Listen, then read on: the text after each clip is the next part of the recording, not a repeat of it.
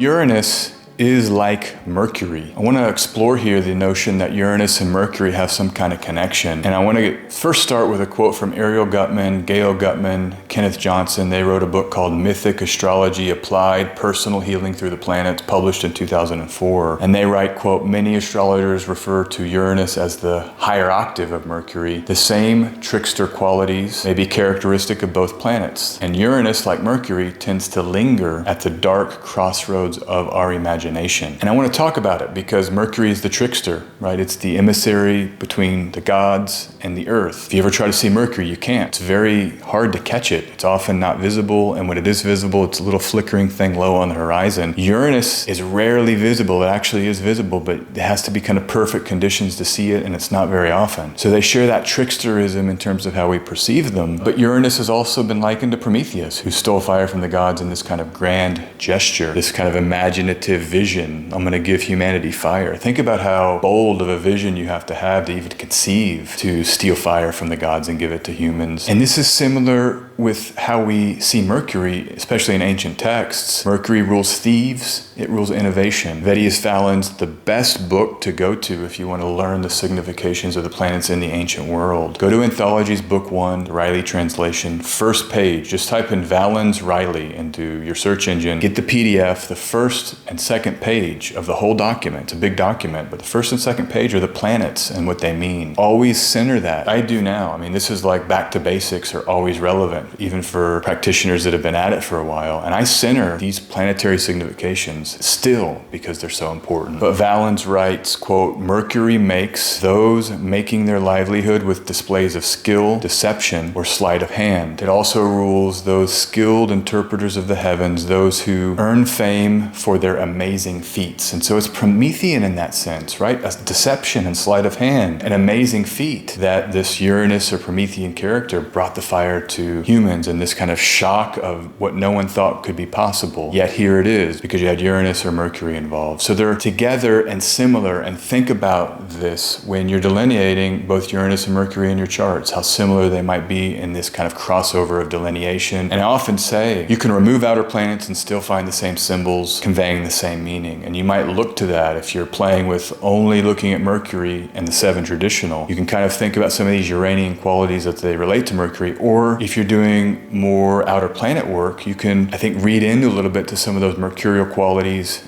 and bring them into the Uranian.